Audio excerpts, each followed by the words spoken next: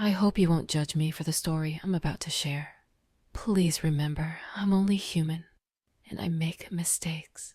It all began on a sweltering summer night. My husband Carlos had left early that morning for work, as his long hours had become the norm in recent months, leaving me to endure endless hours alone. That evening, feeling particularly exhausted and weighed down by loneliness, I decided to go to bed early. I took advantage of the quiet in the empty house, a calm that seemed to wrap around me, allowing me to drift into a deep, restorative sleep. I was lost in a dream when I suddenly felt a presence in the room.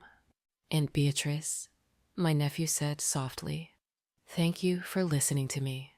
Sometimes it's hard to find someone to talk to." I responded with a shy smile, assuring him I would always be there for him. This innocent and heartfelt conversation reminded me how much I longed for such a connection. It had been a long time since I'd had a genuine conversation with Carlos, and the loneliness I felt grew even more intense. That night, after my nephew left, I couldn't stop thinking about how much my relationship with Carlos had changed. Something had stirred within me, something I couldn't ignore. I felt that night marked the beginning of something new and unknown. In the following weeks, Matas and I began talking more frequently. He became a constant presence in my life, filling the voids left by Carlos's long working hours. Our conversations were a breath of fresh air, an oasis of understanding and support amidst my loneliness. We met in various rooms of the house, sometimes even in my bedroom, always talking about everything. One particular night, after a deep conversation about his studies and future, the discussion took a more personal turn. I confided in him about my own frustrated dreams and how life sometimes leads us down unexpected paths.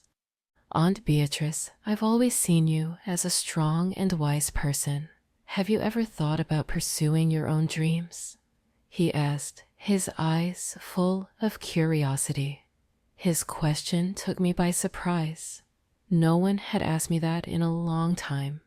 I responded honestly, sharing the opportunities I had missed and how, despite the comfort of my life with Carlos, I often felt a certain dissatisfaction. Matas listened attentively, his eyes reflecting an understanding and empathy I had never found in others. That night I realized that although I was married to Carlos, our relationship had become an empty routine, devoid of the emotional connection I craved. The conversations with Matas reminded me of what I truly needed: a genuine connection, someone with whom I could share my deepest thoughts and feelings. "Sometimes I feel like Carlos and I live in separate worlds," I confessed. "His long working hours are driving us further apart." Matas looked at me with a mix of understanding and sympathy. "It must be hard, Aunt. I've always seen you as a strong person, but we all need someone to support us," he said. His words touched me deeply. I had become so accustomed to being the strong one, the one who kept everything in order, that I had forgotten how much I needed emotional support. Matas, with his youth and empathy, offered me an unexpected solace. As the night wore on, our conversation flowed naturally. We laughed at old stories, shared secrets, and formed a bond deeper than I had ever imagined. At some point, the atmosphere changed. I began to notice things I had never seen before. The way Matas looked at me, the warmth of his smile, the depth of his eyes. I tried to dismiss these thoughts, attributing them to loneliness and vulnerability, but it was difficult. There was something in the way Matas leaned toward me and how his eyes met mine that awakened dormant feelings within me. "It's late, Aunt Beatrice. You should rest. I didn't mean to bother you for so long," he finally said, breaking the moment's spell. No, don't worry, Matas. It did me good to talk to you. I replied sincerely, grateful for his company. He stood up to leave, but before reaching the door, he turned and looked at me again.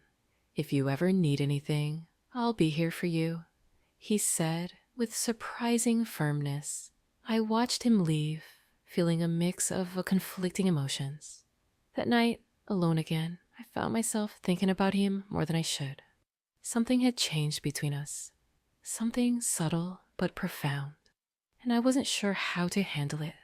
The following weeks were filled with more frequent encounters with Matas. Every time Carlos stayed late at the office, Matas would visit.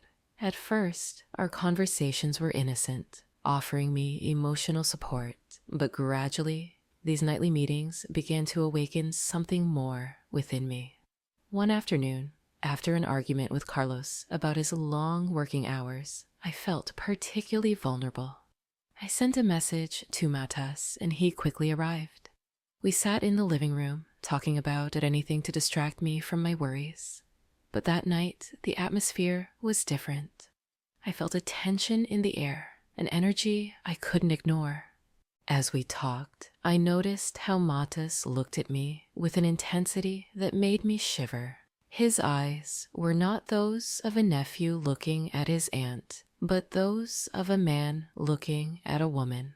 This realization left me astonished, yet it made me feel alive in a way I hadn't felt in a long time. I tried to rationalize my feelings, telling myself it was just loneliness speaking. But the more I thought about it, the more I realized there was something real between us. A latent desire that had been growing with each meeting. One night, while Matas was picking up a book he had dropped on the floor, his hand brushed against mine. It was a fleeting touch, but enough to ignite a spark within me. Our eyes met, and in that moment, I knew he felt it too. "Are you okay, Auntie?" he asked, his voice a mix of concern and something deeper.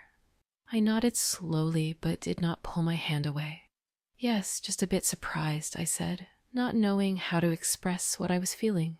He didn't move, the tension between us palpable. In a moment of courage, or madness, I slid my hand over his. His gaze became more intense, and we stayed like that in silence for what felt like an eternity. Finally, Matas broke the silence.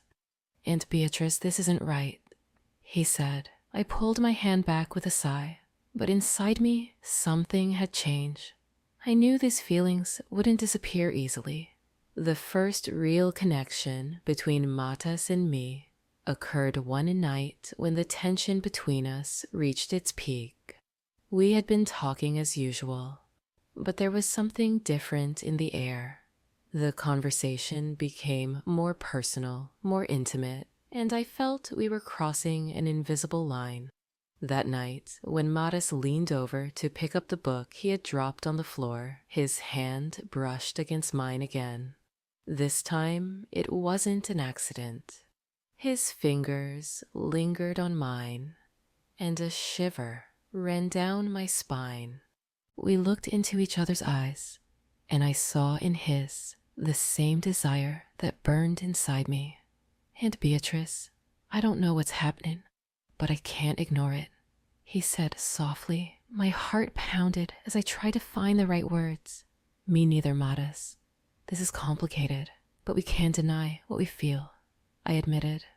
Without saying anything more, he came closer and hugged me. It was a warm embrace, full of affection and need. I held on to him, feeling his body against mine, knowing there was no going back. The desire I had suppressed for so long finally overflowed.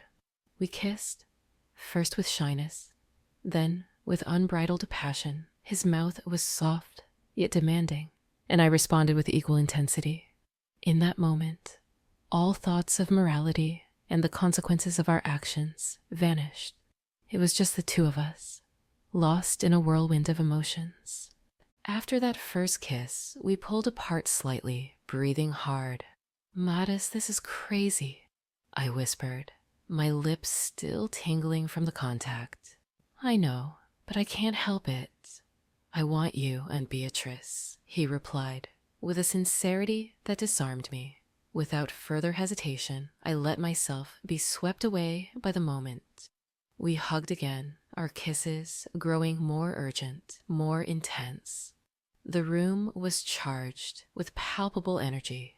Before I knew it, we were in my bed, our bodies intertwined in a dance of desire and passion. Every caress, every whisper was a new discovery. The intimacy we shared that night went beyond physical contact. It was a deep emotional connection, a communion of souls yearning to be understood and accepted. For a brief moment, the outside world ceased to exist. It was just Mattis and me, lost in our bubble of happiness. When we finally fell asleep, holding each other, I felt a peace I hadn't experienced in years. But deep down, I knew that this moment of stolen happiness came at a cost. We were playing with fire, and sooner or later, we would get burned. The following weeks were a whirlwind of emotions and secret meetings.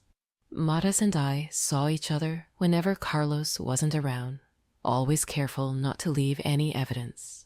The thrill of the forbidden added a passion I had never experienced before. Each encounter was a blend of love, desire, and a constant fear of being caught. One afternoon, after one of our meetings, we lay in bed discussing what this all meant for us. The air was thick with excitement and anxiety. Aunt Beatrice, I don't know how much longer we can keep this up, Mattis said, his voice full of concern. I looked at him, knowing he was right. Our clandestine relationship was unsustainable in the long run, but the thought of ending it was unbearable. I didn't want to lose what we had found in each other. I know, Mattis, but I can't imagine my life without you now, I replied, my voice trembling with the weight of our situation. We sat in silence for a while, each lost in our thoughts, the reality of our circumstances pressing down on us. Finally, I spoke up, proposing something that had been on my mind for some time. What if we keep it a secret? We can be discreet, not let anyone suspect. That way, we could be together without risking everything. Mattis looked at me, surprise and hesitation evident in his eyes. Do you think that could work? Could we really keep this hidden forever? He asked, doubt creeping into his voice. I don't know, I admitted, but I'm willing to try if you are. I don't want to lose you, Mattis. He nodded slowly, a flicker of hope lighting up his eyes. Okay, we'll try, but we have to be very careful. We can't afford any mistakes. With that, we sealed our pact. We decided to continue our relationship in secret, fully aware of the risks, but willing to face them for the love we felt. Each furtive encounter became a precious moment, a treasure we guarded jealously. We met in the house when Carlos was absent, in discreet hotels, or anywhere we could be together without being seen. The thrill of the forbidden only intensified our passion, but it also added a layer of anxiety that was impossible to ignore. As time passed, the strain of our secret began to take its toll. Carlos, who had always been distant due to his long hours, started to notice subtle changes in my behavior. He became more attentive, more suspicious, as if sensing that something was amiss. Mattis and I became even more cautious, taking extra care not to leave any clues that might expose us. But the tension was palpable, and I could feel the walls closing in on us. One night, during dinner, Carlos looked at me with a seriousness that sent a chill down my spine. Beatrice, I've noticed you've been different lately. Is there something going on that I should know about? He asked, his eyes searching mine for answers. My heart skipped a beat. For a moment, I couldn't breathe. No, Carlos, everything's fine. I've just been a little stressed, that's all. I lied, hoping my voice didn't betray the fear that was clawing at my insides. He nodded, but the doubt lingered in his eyes. I knew the seed of suspicion had been planted, and it wouldn't be easy to erase it. Matas and I decided to see each other less frequently, to be even more discreet in our actions. We only met when we were absolutely certain that no one would suspect anything. The tension and fear of being discovered added a new dimension to our encounters, but the desire and love between us remained as strong as ever. Then one night, after a particularly heated argument with Carlos about his working hours, he stormed out of the house in anger. Seizing the opportunity, I called Matas, desperate for his comfort and presence. He arrived quickly, and we sought solace in each other's arms. But we hadn't counted on Carlos returning home early that night. He caught us in an embrace that left no room for explanation, and the reality of our betrayal hit us like a ton of bricks. "What the hell is going on here?" Carlos shouted, his face contorted with rage. Time seemed to freeze as I stood there, paralyzed by fear and guilt.